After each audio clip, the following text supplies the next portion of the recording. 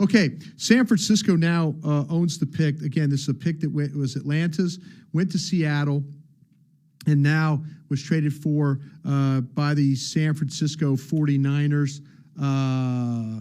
Let's talk about San Francisco a little bit here. Look, Schefter tweeted the trade, and he said that they traded back in to get a player they considered at 2 and 3.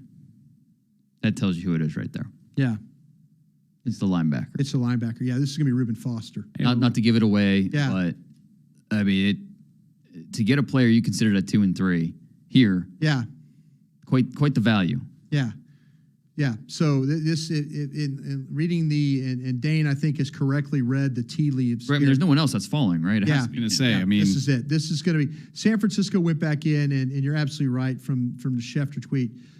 This pick is going to be Reuben Foster. It's got to be the falling player. I mean, that's the only reason why you would trade back in for a guy like that type of ability. So San Francisco, just to give you an idea, the team needs quarterback, cornerback, inside linebacker.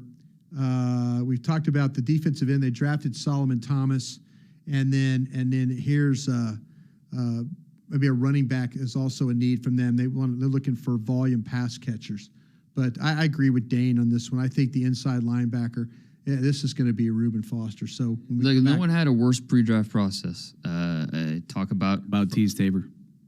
It's been pretty bad for him too. But I don't think he had a diluted sample. That's true. He did not, and he didn't. Or the medical stuff. He didn't get in a fight either. Yeah, he wasn't sent home from the combine. Maybe he should have been sent home from the combine. It would have worked out better. Although he did run a 4.6 at the combine, and that turned out to be the best time for him instead of the pro day. But yeah, with Foster, his issues are well known. There's a lot of medical stuff too. The diluted sample, being sent home from the combine.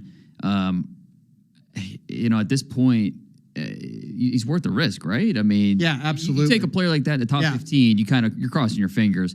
You're still crossing your fingers here, but you feel a lot better about the value this late. And the 49ers felt good that he wasn't going to be there at 34. So, yeah, I think that to me the value of the player. Yeah, and we've kind of talked about Alabama players tend to get a little bit beat up, the medical part. He's got the shoulder that he's dealing with. Yeah.